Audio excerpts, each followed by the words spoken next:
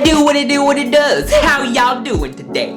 The story this week is about little baby Samuel, but little baby Samuel ain't little baby Samuel no more. He big boy Samuel now. Samuel had grown up to become a big strong man with a big strong credit score.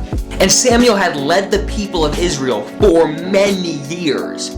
Now one day, the Israelites went to Samuel. Now, I imagine that they went to Samuel like how you go to your parents in the middle of the night after you've thrown up all over yourself. You're like, excuse me, I need your help. But the Israelites said to Samuel, Samuel, you are too old.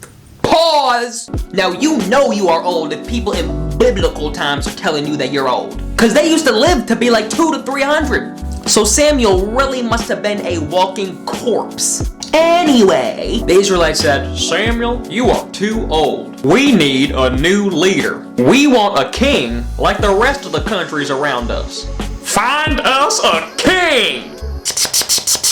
Ooh, mistake number one. They compared themselves to the people around them. So Samuel went off to pray, and God told him what to do.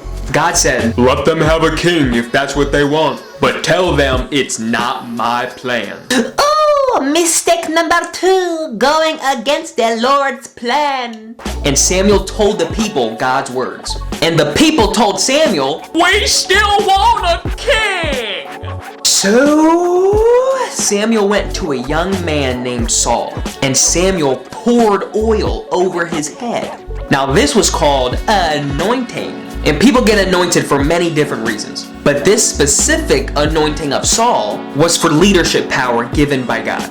It's actually kind of funny because this is a true story. My grandma actually anointed me on my first birthday. But my family doesn't really play by all the rules, so she probably anointed me with like some coconut oil or like olive oil. She was holding me like, I anoint you in the name of non-stick pans. And after Saul was anointed, he became the king of the Israelites. I smell disaster a-brewing. Now that was a short story, but it had a big old message. The message of this story is that often we believe that our ways are better than the Lord's. Now that self-reliance is a very easy sin to fall into. But we have to remember that we cannot strictly rely on ourselves or our own thoughts. Because we are not perfect, and therefore we make plenty of mistakes every single day. God, however, is perfect and has never made a mistake. And He wants us to live abundant lives full of joy and blessings. Now we have to remember to choose to obey God's ways and not choose our own desires. Because we are flawed, but His ways are always the best way. I hope that you enjoyed the study today. And I pray that you understood the message. The message being that we cannot be the God of our own lives if we want things to work out. God is powerful and He is supreme over this world. And when we listen to Him, we will live blessed lives. I'm not saying that we're going to live easy lives, because life is hard.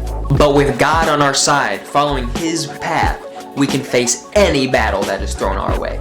God bless you, and I love you.